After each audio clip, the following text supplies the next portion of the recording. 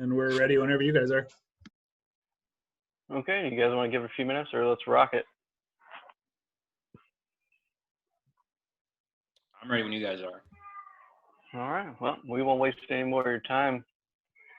So everybody, thanks for joining us for this Coeur FOOLS event.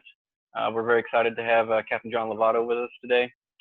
I contacted him a couple weeks ago, and he was more than willing to do this for us, take time out of his day, so we very much thank him for doing this. A little bit about Mr. Lovato and what he does. He grew up in the fire service through his grandfather and father, both in the fire service. He is the founder of Brotherhood Coaching. You can go to www.brotherhoodcoaching.com and find out more about that. On his website, he offers everything from the ultimate training plan to his own free resource library. You can also look for him on Facebook under Brotherhood Coaching. There you'll find a group of like-minded folks like ourselves that are all in this together to try to better ourselves in every way possible. He posts videos at least once a week usually. He also has a great podcast called the Brotherhood Coaching Show, which I find to be very helpful. I listen to it on my way to my work shift. That way it puts me in the right mindset as soon as I get on shift. They're usually anywhere from 5 to 10 minutes long a piece too. So you can binge them, or they're just perfect for your ride into work. So without further ado, he's also, one of the reasons we got him in here is he wrote Fix Your Firehouse. It's one of the better fire books I read. It helped me. We use it in our officer development at my fire station. I found it very instrumental in getting promoted to a captain position in my department, and his book was very influential on that. Also, we have a company officer log book, which I found very helpful to keep me organized in time management. He just presented at the Orlando Fire Conference, I believe. Best job in the world, as you can see. And he's going to give that to us today. So, John, thank you for being here, and we appreciate your time. Hey, thanks for having me. So a little bit about this presentation. I did give it at the Orlando Fire Conference, and they do something cool on their day one. They call it the 5-10-20. They got 5 instructors. You're allowed to have 10 slides, and you got 20 minutes to talk. So it's nice because it can't be long and drawn out. You have a time limit. I mean, they haven't kicked anyone off the stage, but you have to try to squeeze your content into 10 slides and just make it, to me, as most valuable as possible. So I've done it the past 2 years in a row. We'll see if they invite me back for a third year. I always get excited when I get the phone call. But that's kind of unique about the presentation. So when we talked, I kind of said, hey, I'll just use this presentation because it's 20 minutes. And then we can open up this for some Q&A. So real quick, though, I'm just like you guys. We have a very skewed audience right now because odds are all of you got out of this job because you like helping people and you like to fight fire. The pay was a bonus. The retirement's a bonus. The benefits is a bonus. But not everyone gets involved in this job for those reasons. And we kind of have to just accept that. So that is kind of unfair because everyone you're watching this, you all agree with me when I say this is the best job in the world. Because I used to do it for free, and I probably still would if it was a place that just went to fires. But that's kind of what this whole presentation is, just kind of keeping your head up through it because we all go through stuff. There's calls I don't want to go on anymore. And there's days I'm like, I don't want to be here, or maybe I get a little too negative than I want to. We all go through that because we're human and we have emotions. It happens. But this presentation is just about what I've experienced and what helps me. And there's days I'm down, but there's also days I'm up, and I like to share the ups to help everyone keep going because it is hard. It's all an uphill battle. And I think everyone can attest to that, especially if you're part of the Fools, you understand the value of it. So we'll get started. Best job in the world, right? So like I said, it's the best job in the world, but why do so many people become unengaged? If you look at your own agencies, you start with, guys 5 to 20, 25, 30 years, you almost can watch the progression of what happens. And, I ask that self to people, why does this happen? A lot of things, the biggest part I'm big on, if you guys follow me for a little bit, is that coffee mug right there. I have seen a direct correlation into the engagement, morale of a crew by the amount that they train. I'm not big on wasting people's time. I actually will share with you guys. This just happened. Let's see. Today's Monday. This happened Saturday night. I have a group. There's 2 group texts for my crew. One has me in it, and one doesn't have me in it. And I told the guys I'm cool, but I'm not that cool. So just be careful what you're putting in which group text. And the group text I was in, my engineers were talking shit to my firemen on who's going to pull our courtyard load better, because I videotaped the firemen doing it the other day, and it wasn't the greatest.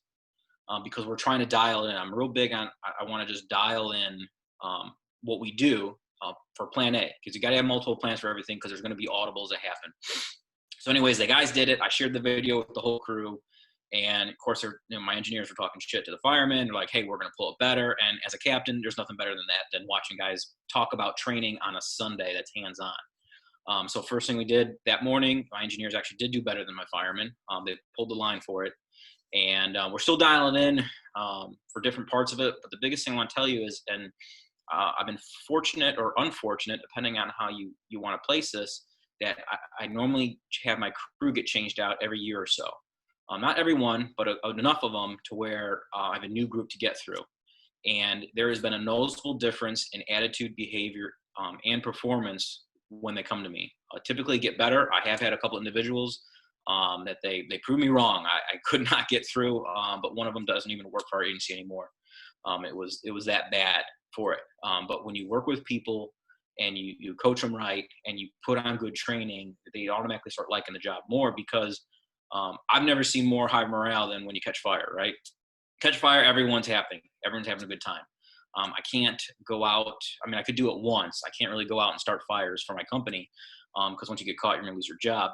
But I can do some good trainings to help them along with it and keep their mind in the game, because we don't get fire every month or even every 2 months. We're averaging maybe 3 to 5 first-in fires.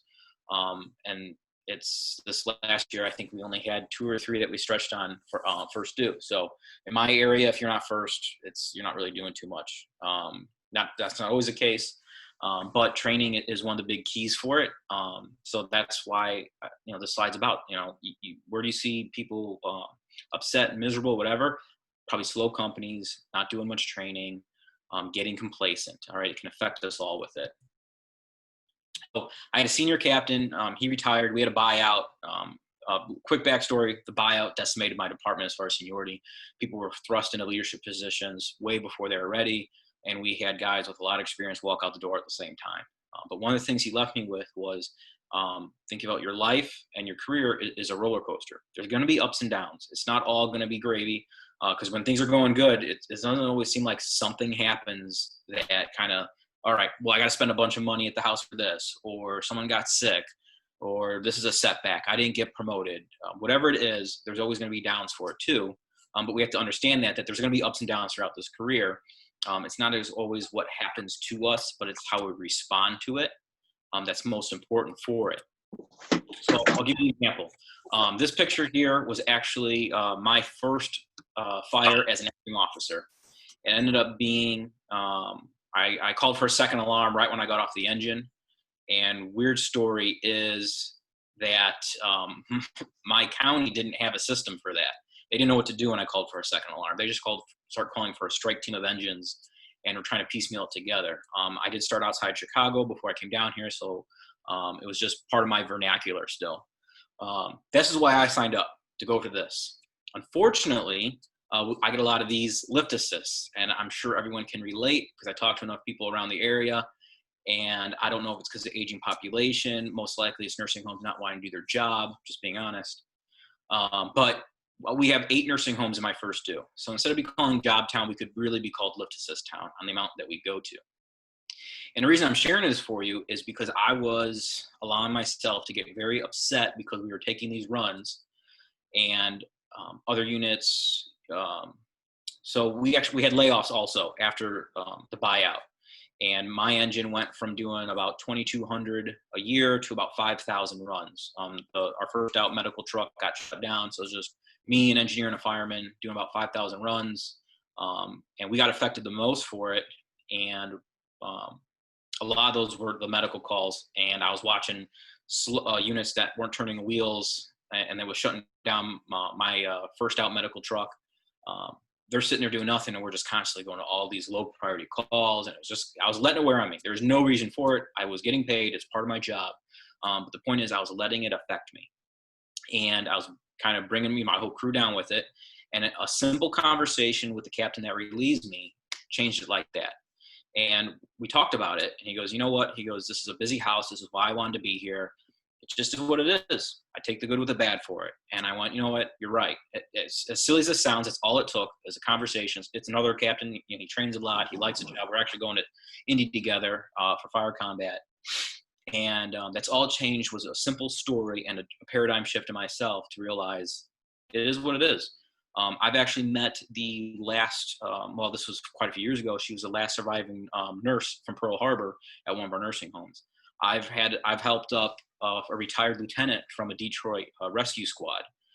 I've ran on a gentleman that retired in the 70s from FDNY at a place. I've been able to meet people. I look for the positives in these, right? I still don't like going to these, but I just, hey, we're here to help people. I'm getting paid. It is what it is. This is part where maybe it's a job and not the calling part, right? Because we're running out the door for fires. For lift assist, not so much. But it's just changing it and accepting it. Once I accepted it, it is what it is now, right? So the biggest part I learned from that is where focus goes, energy flows. If you're focusing on something that's just bothering you, that's all you're going to think about is what bothers you. If you focus on the stuff that makes you have fun and enjoy it, then you're going to enjoy the thing. If you just look at the negatives of an individual, you're going to think they suck. Or you can take a team. This is actually a photo of my crew. I'm missing 2 of my drivers. They didn't make it. This is a fishing trip for Christmas. Instead of getting them a thing, I chartered an offshore fishing trip, and we had a blast. Did we fight a fire the day before? No, we didn't. But instead of focusing on the calls, I focused on the people that I'm around with it. And I saw a big change in that. And I have a buddy, he's on a much bigger department, and he was told by guys, don't chase fire, just worry about having a good crew. So that's what I focus on. I focus on having my good crew, working with them, getting to know them better, building those relationships, and trying to focus on the good of the day, not all the setbacks we have. I went in the station, I worked yesterday, and I showed up. We have a new roof within the last 6 months, but we had a big roof leak, and my office was destroyed from a water leak, and some computers were messed up, and we were up on a roof squeaking. So stuff happens, but it is what it is. Thank God it's not my personal house, but we were trying to pick up as best we could. You roll with the punches sometimes, right? But the biggest part is, remember this part, is where focus goes, energy flows. And that goes back into at work, what you're concentrating on, at home, what you're concentrating on. Wherever you put that focus is where all that energy and you're going to get sucked into. If you're feeling exhausted, odds are you're probably focusing on the wrong thing with it. And so that was my biggest takeaway from a lot of this. So when crap ticks you off, I need to ask yourself, is it a problem or just an inconvenience? Problems are things we have no control over. Problem would be, hey, you get a phone call, you have some horrible disease, right? No control over that. At this point, all right, now we're just managing it. Inconvenience is I didn't get promoted, right? Inconvenience is, holy crap, I just got my crew changed out. It's an inconvenience, right? Inconvenience is, the 5 calls after midnight. So a lot of times we think an inconvenience is a problem. It's really not. It's just what it is. It's an inconvenience. It's a setback. Nothing goes 100% according to plan. This is actually in my first 2 area. We're trying to figure out if it was actual working hydrant or just a mailbox. So that was the point of the picture of it. But so think about that, because we all have these occurrences that happen in our life, and the minute you start looking at it, it's just a setback. It's an inconvenience. This is, I had to pay a little bit more for car insurance this year. Is it a big deal? We're going to blow up about it, or you're just like, crap, what am I going to do? So keep that in mind. We also tend to be overly critical of our bosses. I don't have the boss that I want, but I should say that I didn't get to pick my boss, but I get to pick my relationship with my boss. He's not big into training. He wasn't big into taking his time when he promoted, wanted to promote real quick. But he still has a lot to offer. It might not be the guy that I'm looking for, but I can still learn something from him. And I know I can be overly critical of my bosses, so I can imagine my own crew. They're probably nitpicking me on some things. Hey, you said this, and Or, hey, your book, you were like this. What's going on right now? Oh, I'm having a bad day, but thanks for calling me out, right? It happens. But realize that we are overly critical of our bosses. Most of the time, I didn't say always, most of the time they're really trying to do what is best for organization. They're just at a different level of looking at things, more strategic. And I'll give you an example for that is I'm working on my acting battalion chief. I've never been in a hurry for it. My chief came to me. He needs more people to work on it. And I respect my chief very much. So I said, sure. And the biggest thing I learned was with staffing, moving people around to fill certain roles, there's like 5 or 6 ways to do it. But you try to pick what you believe is the best decision and least moves. It's still probably going to piss someone off because maybe they didn't want to move that day or go at a certain station, or they don't get along with so-and-so because they're a grown man, but they don't want to be a grown man. Whatever it is, understand, I don't move people out of maliciousness. It's just you're trying to do what's best. You're not always going to make everyone happy. I do talk about similar stories like that within the book, if you guys are interested in learning more about it. But keep that in mind that we are overly critical of our bosses. Most of the time they're trying to do what's best. And if you're tending to get yourself a lot of frustrations with them, maybe it's time that you put in for that spot and work on it, because you can only do so much with people and not be time for you to take those roles. Things got being a captain has been the most rewarding yet challenging position I've ever had. I'm glad I did it because I believe I was able to make a good difference, but it doesn't come without issues and headaches and frustrations. But it's made me grow, and I believe be a better person and leader because I had to realize how to work with different personalities and people with that.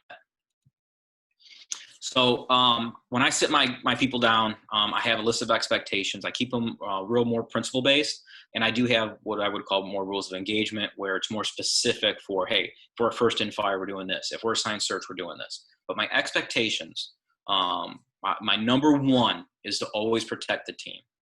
And I like to explain more. I have more bullet points with it when I sit people down and I do my expectations talk.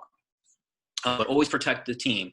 This is a picture, actually was a first in fire we had, ended up being a warehouse. It looked like we were going to lose the place when we first got there, but it was just the way the building was holding the smoke. Ended up actually being a small fire, and we actually had it under control before second and engine got there. But when I say always protect the team, is I'm looking out for the team as a whole. If one of the guys is slacking off, not gearing up right, or cutting corners when we're doing trainings, he's not protecting the team. So if I allow that, I'm not protecting the team. So that's my little beacon inside where I go, listen, we're going to have a talk and we're going to figure out what we got to do, because all these guys here, the guys in the photo, the 2 guys on the side of me, one has 3 kids, one has 2 kids, and the other 2 are about to have a kid this year. They are someone's son. They are someone's husband. They are someone's father. All right. They're more than just a firefighter and engineer. And I try to always make sure when I'm getting upset over something to look at them as a person, right? But now they're my team. And so if someone's going to put them in danger, we're going to have an issue. If they're going to put one of us in danger because they're slacking off, we're going to talk. So that's one of the biggest things I go with is if you're going to put someone at risk, and most of the time the only issues I really have anymore, because all these guys have been with multiple years, a year and a half is the minimum, right? That one of those 5 years. But when I get guys traveling in, I had a recent interaction where the guy he just wasn't ready. We ended up showing up at a car fire, but it had a trailer on it and had expansion foam. So that was catching. We had to use foam. Ended up being 3 lines put in service. And this guy was a soup sandwich and he got off the engine. I had to stretch the line. He was wild and erratic with the nozzle. I had to hold him like my 2-year-old. And we had a long discussion later because I was trying to protect my team.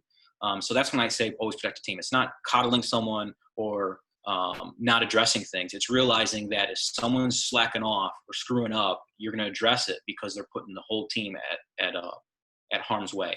No one wants to fuck up to the point where they're going to screw over their own team. So when you make it about the team, they typically get in line pretty quick when you put it in that reference, not just, hey, you missed the kitty litter on the truck. No, most of the times it's higher priority things with it, but you always relate it back to the team and people get in line a lot quicker with it. So another big thing is stop asking why Chief so-and-so isn't here. in the Zoom meeting, stop asking why Chief so-and-so isn't here. You're here. Guess what? All 27 of you, tag, you're it. I'm not at your place. I'm not in your firehouse. I'm not in your fire department. No one else is coming. You're it. That was one of the biggest takeaways. And I had it told to me a little bit differently. And that's when that little light went off and I realized, shit, no one else is going to do this crap because it's kind of hard. So I guess I got to do it. And I started seeing changes happen. But that's the biggest part is they're not there. You are. And maybe it's going to take you to get in those positions one day or selling them on the idea. But it's not just going to happen. You're it. You've got the information now. You have the drive. You have the want. It's your turn. I talked about before, but it's not what happens to you. It's how you react to everything that happens. I took 2 captain's tests to get promoted. We had a guy on my first test. He beat me out, and that was the last captain's test he ever took. He was so frustrated with it, he never took it again, and he's now an engineer. And he actually gave up his acting captain, I think, a year ago. It's not what happened to him, it's how he reacted to it. I've seen individuals get demoted and fired because of how they reacted, not what happened to them. And so realize that shit happens. Everyone's got a story. Everyone's got little battles going on. It's not what happens to you. It's how you react to it. You are in control of that. And there are things that are much easier to handle than others. I get it. I'm not making excuses for it, but keep that in mind. You do have to get to choose how you react to things. And there's times, trust me, I make apologies, guys, because the way I reacted was not before or overreacted with it. Keep that in mind. So includes this actual presentation, but I did put together a couple things for you guys. I'll send them in the chat because they're links if I can figure this out. And then after I send them, because I will forget, I will start answering questions. So let me get up here and I'm just going to put some links in. I think I had this pre-set up.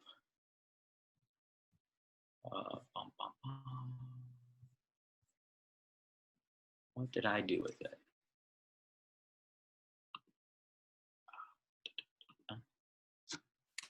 So this is 20 days of e-coaching. Basically, it's 20 emails I compiled together, kind of like a mini coaching course.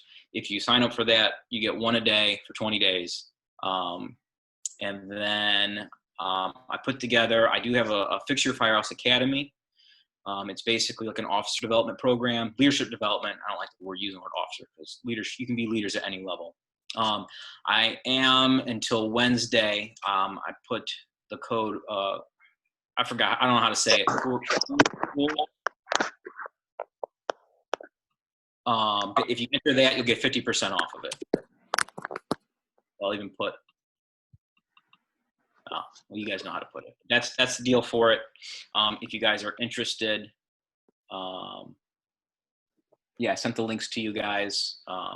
That's kind of like as for being here for it. And then otherwise, guys, I'm really going to start opening this up to quite specific questions. I'm sure you got some. If I don't know, I'll tell you. I've never had that circumstance. I don't know.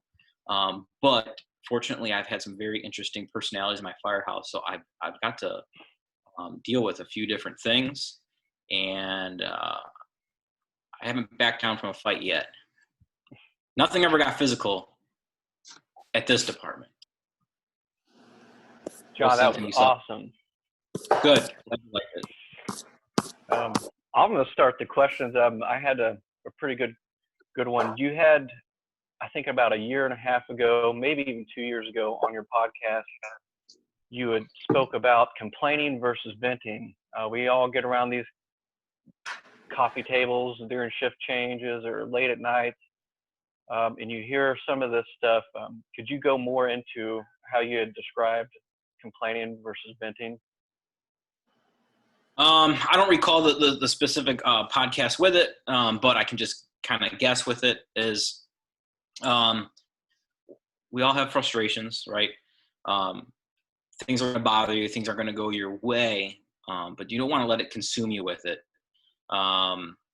There's stuff I don't like, but I try to. Every day it's a battle because trust me, there's always something. Where are you from over? What's that?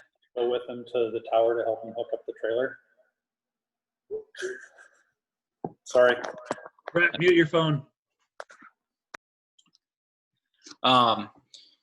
So complaining would just be venting. Everyone does it, but to me, when it starts getting to complaining, is just where you're wasting time, spinning your wheels in the mud.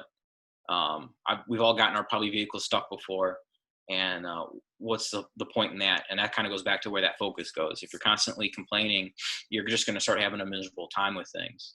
It's okay not to like 100%. I don't agree with my Chiefs 100% of the time. There's lots of stuff I don't agree with, but a lot of that stuff is above my pay grade, and it really doesn't matter.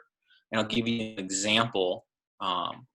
Is we got called to a structure fire call, and we showed up. We were second due. Ended up just being a small kitchen fire, first due could handle.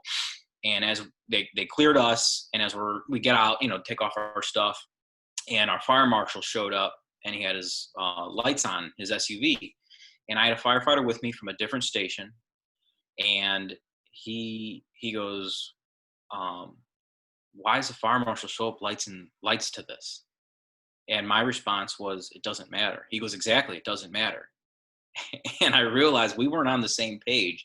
I meant it doesn't matter if he shows up lights or sirens or if he doesn't. It's none of our business.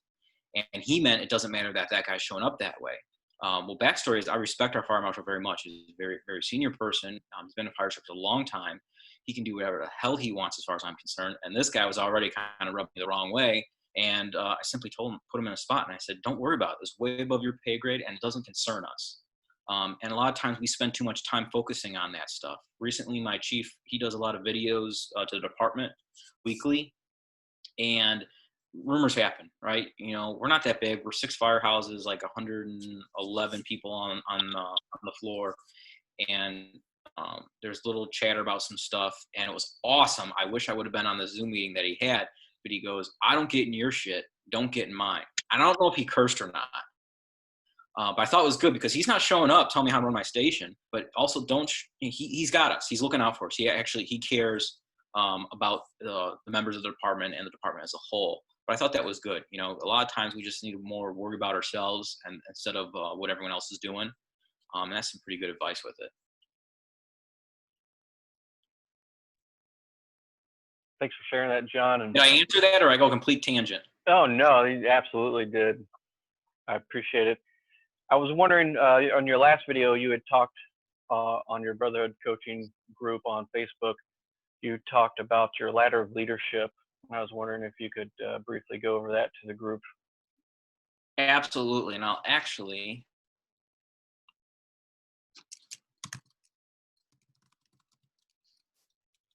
bring something up here. So I did not come up with this. I do have it in the book. David Marquette, he was, I don't even know what rank, but he was in charge of a submarine. I was not in the military. I was going to say it very much reminded me of the Turn Your Ship Around when I first saw it. I just, for some odd reason, that was my biggest takeaway from that book. And I use it. I've been using it for years to help guys solve their open problems. And open image in new tab. I don't, and I get surprised when I work with other people. Can you see this now? The ladder of leadership there? Yes. I'm gonna zoom in a little bit, but that helps. Okay, so maybe you don't see it. Definitely, if you're at the company level, you'll start seeing this. If you go to the battalion level more so, and if you're an administrative chief, holy crap, I'm sure your day is consumed with people coming to you with problems that they could probably solve themselves. They just don't realize it. And this really came into play. I had already learned it, but when I first got my station, I had 4 firefighters and 3 engineers assigned to me, and everyone was coming to me with something. And I'm like, are you serious? Like, they're all coming with these projects, and I can only manage so much. I'm still running calls with them. So what this does is, if you guys look at level 1, all right, if someone knocks on my office door, knock, knock, knock, hey, Cap, and they come with me with a problem. Let me think of something recent that just happened. hey, I just noticed there is oil in the fuel tank of the generator. So they just told me what the problem was, and they're actually, in other words, they're saying, come to me and say, tell me what to do. And if I say, okay, create a work order, go into SharePoint, fill this form out, make sure you copy the battalion chiefs, I just told them what to do. By me telling them what to do, they will continually come to me with problems, right? And a lot of people, and the point is this, some individuals want to take on responsibility, some don't. That's why this is great to use, because I had some guys that they want to be able to run with things and solve the problems, and other people were scared because they're coming like a skittish deer, because they were hurt by leadership and chastised. So now they don't want to be responsible for anything, and they're always like, hey, this is going on. What should I do? I don't want to get in trouble. I'm helpless. I'm like, you're a grown ass man. You can figure this out. Now I have conversations like that now because I have closer relationships with my crew. In the beginning, if I don't know someone, I do not speak like that. You have to know when to be able to talk certain ways and when not to. So your whole goal, and this was great because this actually happened the other day. One of my firemen came to me and he told me the problem and he told me what he already did to solve it. He's like, I'm just keeping you in the loop, Cap. And I said, holy shit. And he goes, what? I go, that was awesome. I said, Brad, you are at a level 6. You just came to me and told me what you've done and kept me in a loop. I go, that is my ultimate goal. And the reason you don't, well, nothing's wrong with 7, but the reason you want 6 is so they're still keeping you in the loop of information. So you might have a guy that says, I'll give you an example. We were messing around with our courtyard load, which is 300 feet of 2.5, 100 feet of 1 3/4, connected by a reducer and it's got a smooth bore on it. Well, we're playing around with it. We're like, man, it's Minuteman for the 100-foot 1 3/4, and the 300 feet of 2.5 is flat loaded with ears. And one guy was talking, he goes, I think this would be better if this was a Minuteman, the flat load was a Minuteman. And I wasn't trying to solve it at the time because I was trying to pinpoint today, what are we going to do to maximize this load? And I told him, I said, that's a great idea for things. I go, we're not going to solve that today because that's more of a department-wide change. And we can train with it and mess around with it. But the example I'm just using for you guys is that he came to me with, he thinks, he had an idea for it. So when someone comes to you with, hey, I think we should do this, you take one step. Hey, what do you recommend we do? And they go, well, I recommend that we turn it into a Minuteman. Okay, what would you like to do? You want to do the Minuteman? Yeah, I would. Okay, well, what do you intend to do? You kind of put it back to them, but you're not just saying, hey, figure it out, dumbass. Because that doesn't always work. For guys that are solid and used to solving issues, that might work. But most people, they need a little hold that they can solve this issue and not just come to you with problems, because nothing drives me worse than when people can solve their own problem, but they're coming to you with it because they're either being lazy, or it's not always the case. It's just they don't know any better. And so this is just a little step-by-step using this ladder of leadership for it, how to handle it. And I'm actually in the process of designing a leadership development program that could be offered mostly for departments. And one of the first courses is going to be the ladder of leadership, because if you do nothing else, this is huge as far as just creating leaders in your own station, let alone department. Because I'm a true believer in the culture you have on your department, you created by what you do. So what you do is your leadership development program. If you do nothing, that's your leadership development program. It might not be good, but it's what you got. So the way you run your firehouse or fire department is your leadership development program. So this is a great first step, and I keep forgetting, and it just got reminded to me because both my drivers said, hey, we want to work on our acting captain. I'm like, all right. So I've got, most of the resources that you guys have access to is what I use, and it's just more specific for my station and what I do. And I go, all right, well, here you go. And I'm like, crap, man, they're already kind of, as far as leadership goes, they're already kind of squared away because it's just how I run the station. Now it's just, I get to dial, you got to check the calendar, and you got to look at this email and target solutions, that workflow. But otherwise, they kind of know how to solve stuff because it's just the way we run the station. And I just really use this ladder of leadership here to help people, and you'd be surprised how far that goes and just sets everything up for success. Thanks for sharing all that info. That's great. The Turn Your Ship Around has been one of the better books I've read. And I don't know how he does it. because he said, he was like, I'm done giving orders. And I went, I don't know if I'm there, but I like to be, but it just, I have not gotten to that point where that works. I use this to help them solve their problems, but mostly on-scene stuff or stuff getting dragged out. It's like, hey, let's get this figured out. Most people just need reminding about stuff. That's what I've learned. People most of the time don't do something out of insubordination. It's just they get distracted and it wasn't a huge priority for them. Guys, we can open the floor up to anybody that has a question. If you have a question, just unmute yourself and ask away while we have Mr. Lovato here.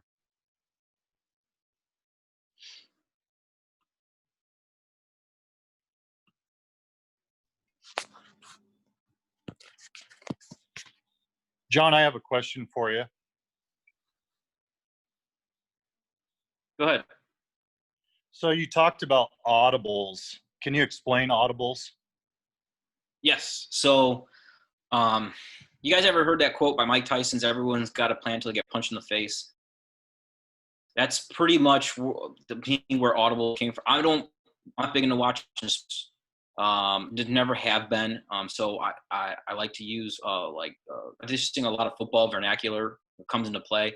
So you have a plan, and I've called, multiple plans throughout the day, nothing in writing, but my plan A is to get all this done. And there's sometimes the training I have that day doesn't. So I'll talk about two audibles. One would be just a daily routine in the firehouse, and one would be the fire scene. For the firehouse, hey guys, we're going to have training today. It's Bay Day. We've got a PR at 3:00, and next thing you know, we pop a structure fire. We end up getting a couple lift assists. We got to go do a wash down somewhere, and it's 3:00, and we got the PR. And we go to the PR, we get back. I'm calling an audible for it. Maybe we're not doing the training that day. Or, hey, I've gotten hydrant flow tests 5:00 in the afternoon. I'm push it off. These are simple things, little things. Stuff doesn't go according to plan. You call an audible for it. Hey, we're not going to get done because of circumstances happen. Plate got too full. Hey, I know I gave you guys a plan in the morning. Scratch whatever. We're not doing it. When I first became captain, I used to have a fire training in the morning and a medical training in the afternoon, and I kept finding myself not doing the medical training in the afternoon. And I went, I'm going to stop putting this on the schedule, because why put something on the schedule if we're not going to do? So those are like little things would be not going according to plan. An audible on the fire scene would be, hey, most of the way we work is I like the nozzle person to sit behind me. They hand me the irons. They take the nozzle or the water can. Our 2-person medical truck shows up. We call it a rescue truck, but it's 2 people in an SUV. They're assigned search. My audible would be, hey, we're stretching the bundle. Rescue, come with us. You're going to help with fire attack. We're going to be 1 unit because we need the hands for stretching this line. Or we pull up, and another audible would be, that's my first due plan. Engines, fire attack, rescue is search. Hey, I pulled up. Someone says someone's in this window. Shit, I'm popping in the window. Tell my fireman, stretch the line. Come help me real quick. Rescue, you're taking fire attack. So you've all heard this, because apparently this is in the whole world in the fire service. Well, every fire is different. We're going to figure it out when we get there. I think that's bullshit. No, we typically pull lines. We do searches. There's lots of stuff we do. But yes, the buildings are different. Where the fire was, there's stuff that's different at the fire ground. So you have to be flexible with your plan, but you still have to have a go-to plan. So I have a plan A for everything. That's why I told you guys I'm trying to dial in our courtyard pull. Like, hey, if we're only using half this load, what's the best way to get it off? If we got to pull all 400 feet because we're only doing it with 2 people, how are we going to do it best? So I have a plan A, but I have to be flexible at times. So my audibles are, hey, change of plans, guys. This is what we're doing. And I tell my guys, you don't just do something different. If you're going to do something different, you got to keep me in a loop, because I'm still on plan A. And if you saw something I didn't and you're jumping to plan B and didn't tell me, now we're not a team, right? We're going in different directions. So if I'm changing the game plan, and that's why I tell them, that's why I want the nozzle person behind me. And I've had one guy actually get off the engine. He's not normally on my crew, because he's like, well, I saw we sit behind the driver. I go, not today. And he's like, I'm going to ride the rescue then. So that's fine with me. The reason I want them behind me is because if I get off the truck and I don't really give my size up report in the engine, unless I get a really good view. Sometimes I wait till I'm actually in the front yard, getting a better view of it, and know what's going on. I rush it. I want to give an accurate size up of it. If I get off the truck and I'm already thinking something different, the nozzle person's right there. They can hand me the irons and I can say, hey, no, we're grabbing this line or we're doing this. Because I've had it where they got off the other side and just started doing their thing. And I'm like, whoa, no, this is what we're doing. So I do the things I do for certain reasons. You have to have a plan for stuff, but you also have to be flexible to adapt to the changing environments of it. Because stuff goes sideways. Like no call just goes perfectly with things, and you have to be ready for it. I got 2 shifts ago, we got sent to a car accident, and it was one vehicle involved, and we pull up, and as we're pulling up, I'm like, there's someone hanging out that car, and that cop's doing CPR on him. So basically, lady had a cardiac arrest, crashed her car. Stuff changed. It wasn't what we expected, and that happens a lot in our profession. What we get on scene for isn't what we expected. You might get called to fire alarms or walk in and smoke in the building. Whoa, shit, nope, up. So you have your plan A, but audible just your, hey, this isn't going to work. We got to do this now. Does that answer your question with it? Yeah, absolutely. I appreciate that. Absolutely. So I kind of run a different, that's why I asked. I run an audible that I can change a plan on scene. So the audible would be 99. So something's going to change. You could do it either in person or on the radio, and you can call for a different number for your audible, so everyone's on the same page. Okay, so you got it dialed into where you've got them already planned out. So yeah, I number them 1 through 6. 1 would be 1 3/4 inch, 2 would be a 2.5, 3 would be a 3-inch supply line, 4 would be a hotel pack, 5 would be a 5-inch, and 6 is an active rescue. Okay. Yeah, it's the same thing as we have a plan A that we're going with, but stuff is not what we expect when we get on scene. You're like, oh shit, this is not. And mine is not numbered like that, but it's just this is what we're doing, guys. And if I don't say anything, this is what you expected. And if something's different, I'm going to tell you guys so we're all on the same page.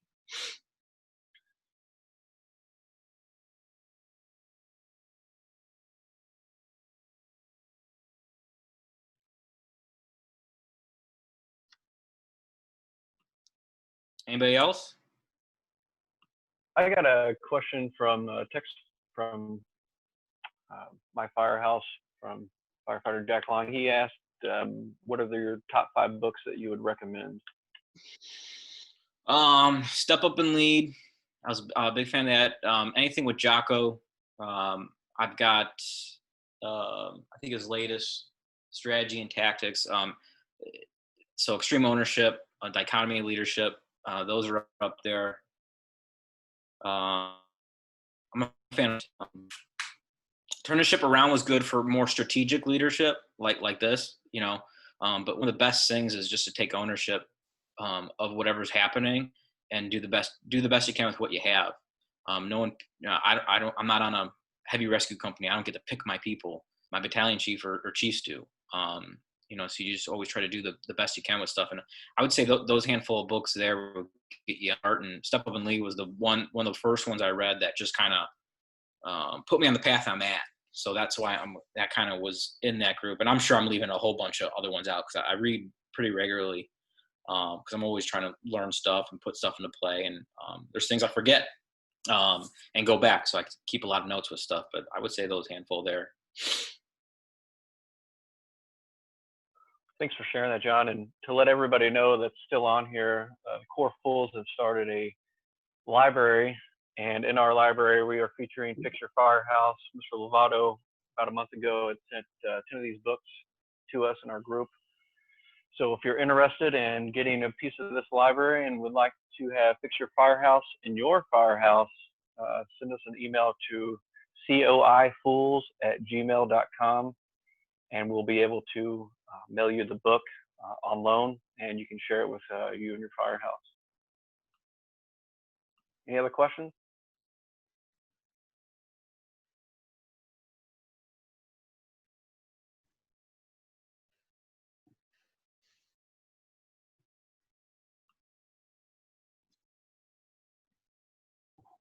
Thanks, man.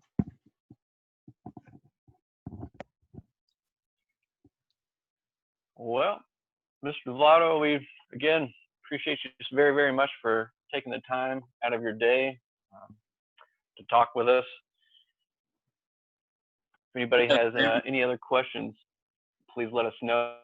We'll try to send these links out in an email in the upcoming hours. Thanks, John, for setting us up with that unexpectedly, so it's a pleasant surprise.